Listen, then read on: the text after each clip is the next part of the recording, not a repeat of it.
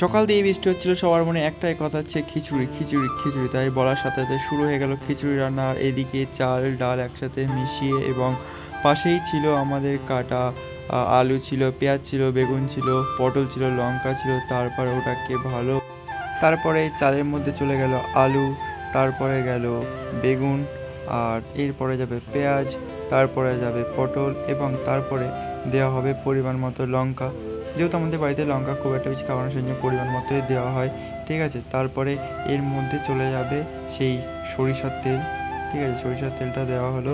তারপর এর মধ্যে যাবে হলুদ গুঁড়ো পরিমাণ মতো, তারপরে চলে যাবে পরিমাণ মতো জিরে গুঁড়ো, তারপরে চলে যাবে সেই তেজপাতা, আমরা ছোটোবেলায় মজার ছলে বলতাম তেজপাতা মানে নেচ কাটা। সো তারপরেই চলে যাচ্ছে পরিমাণ মতো তেজপাতা।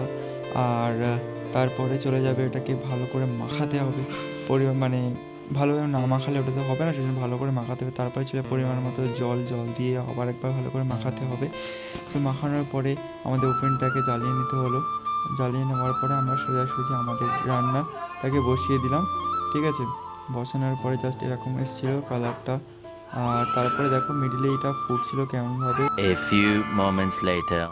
তারপরে চলে আসলো আমাদের হাতে গরম গরম খিচুড়ি, এবং তারপরে আমি একটা ছোট্ট বাইট দিয়ে আজকের ভিডিওটা শেষ করলাম। সো কেমন হয়েছে সবাই লাইক কমেন্ট শেয়ার করে বলবেন, অবশ্যই আমাদের পাশে